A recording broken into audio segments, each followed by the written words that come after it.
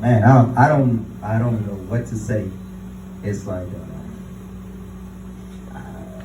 man, from the age of, I think 8, I can remember being in the basement with Uncle Ty, and him teaching me boxing first. Boxing, stretching, lifting weights. But I mean, I don't know if a lot of you knew that like, he was an artist also, so he painted. So he kind of inspired me to be a painter or whatever. But like from the age of 8 up until I was like 48, you know, unbeknownst to the rest of my family, maybe my sisters knew or whatever, but he taught me martial arts. And he didn't so much as go into the styles with me, but he would teach me the effectiveness of the technique, the meridians of the body, the joints, the nerves, where to hit, when not to hit, how to pull back, the angles of the punch, the balance of the punches, the technique, the philosophy of being a fighter, a pugilist, if you would. So I think it was funny to hear from him, to hear about all of you guys, and then like when Raymond and everybody else and Mr. Raheem, you guys would come to the birthday parties and the picnics, and Miss Gloria can attest to it. I watch you guys and I marvel at you guys, and I hear the stories about him. I'm there with him, and I think one of the proudest moments for me as a martial artist, to hear all you guys' stories, or for me to be his nephew, but never really his nephew, like his son. For him to tell me, all right, I'm gonna send you down here to Mr. Lou. I go become friends with Mr. Lou. Mr. Lou sends me this dude to that school. Go learn this, go learn that, go learn this, go learn that. And I'm showing her all the time everything I'm learning from all these other seafoods. So one day he says to me, you know what? I can't teach you nothing else. But I heard all this book. So I take the book home and I study it and I study it and I study it. So one day, like you guys say, he hitting the bag. I said, hell no, you're not hitting the bag. I need you to hit this tree. I'm like, the tree? So I'm hitting the tree. Bang, bang, bang, bang. He said, nah, not like that, not like that. So he shakes it up. Hit the tree. Boom! Porch next door, fence, whole thing reverberates all the way down the yard and back up. My sisters can tell you. So every day I used to go out there and hit it. All right, I'm going to get it. I'm going to get it. I'm going to get it. So one day I'm out there and I'm hitting it and I'm hitting it and I'm hitting it. I hear the back porch door open. Uncle Ty comes outside. He said, oh man, I thought you was out here chopping wood. And I'm like, huh? So I hit the tree again, a couple more times. Every time I hit it, it moved. He said, now you got it. Now you got it. But more importantly,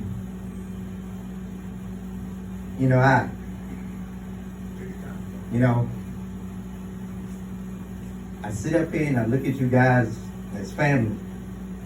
But, I don't think even nobody in my family knows what my uncle meant to me. He was more than my uncle.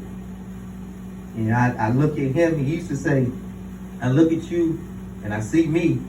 And I'm like, I look at you and I see me. And over the years, when his sickness took hold of him,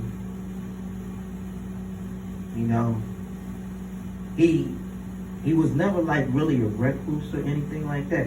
It's just that if you didn't communicate with him, he didn't communicate with you. But for people like Miss Gloria, Raymond, Ron, Raheem, to hear all these stories and you guys stayed with him. And, out of everything that he ever taught me, all those years that go by, And I'm like, hey, Uncle Ty, man, what's good, man? You know I love you. And he's like, man, okay. You ain't gotta keep telling me, man. You ain't gotta keep telling me.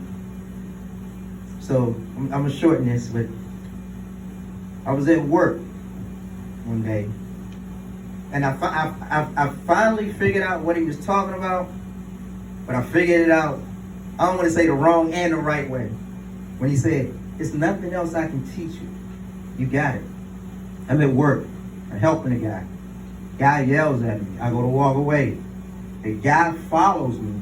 So all of these years that he's been teaching me, repetition, repetition, repetition, not styles and everything, but the effectiveness of the technique.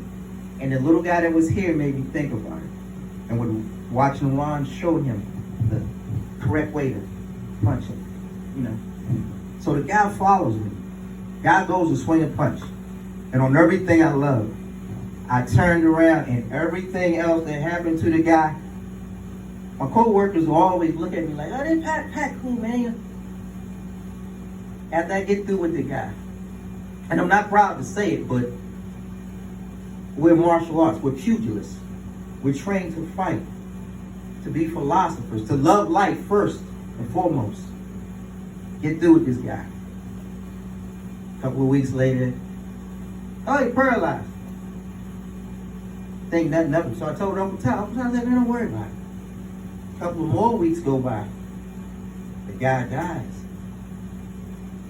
And Uncle Ty said, it's bothering you. I said, yeah. Never had to do that. He said, but you're humbled about it. He said, so now, if ever you have to turn a foot, it's not because you can't, it's because you can, but you don't have to. So even in this moment, for as much as I want to break down and cry, I can, but I won't, because he wouldn't want me to. I love all y'all and I appreciate you. And you know, it's, you know, I don't get to really like see him no more, you know. And my wife would tell you, like I'm home on the weekends, man. And I'm like, damn, I gotta call Uncle Ty. But he's not there no more.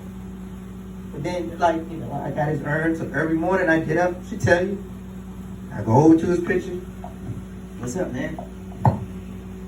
So maybe about 2 weeks ago, every morning, 4 o'clock, in the living room, damn TV come on. I'm like, she said, you turn TV on? I said, no, I ain't turn TV on.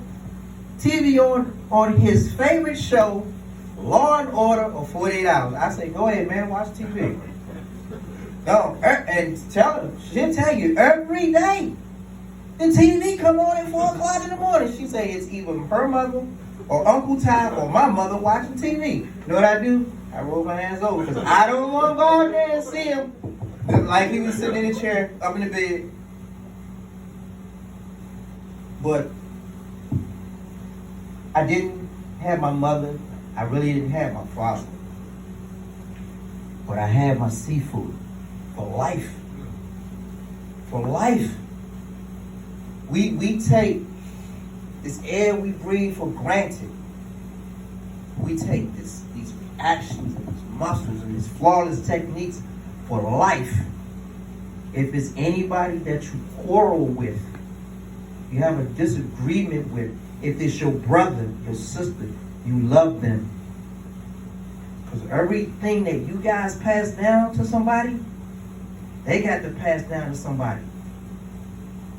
So, to me, that's a martial arts in itself, passing down knowledge. And I appreciate you for having done this for Uncle Ty. Because even though I didn't get to study under some of you guys, for as much as you speak about him, he speak about the things he learned from you guys. Hell, I went on Amazon and bought Ron's book. I'm like, I get to see him come over to my grandmother's house. And he would look at me like I'm crazy. He showed me stuff. And I said, well, Ron, why kind of like just stop there? And he's like, well, what do you mean, Pat? So I show him something. He said, yeah, you Brightharp's brother, nephew. You trying to kill somebody. No, I want to get it done. But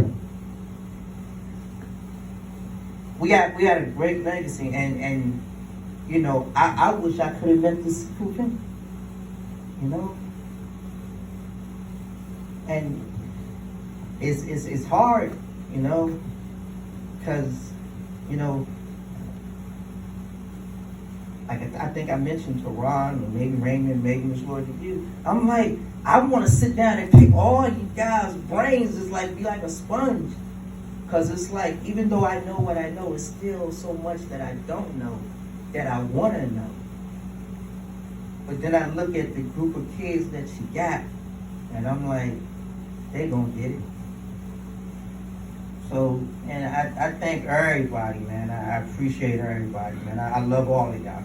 It's like, it's deeper than your DNA wave. You say, oh man, we just blood related.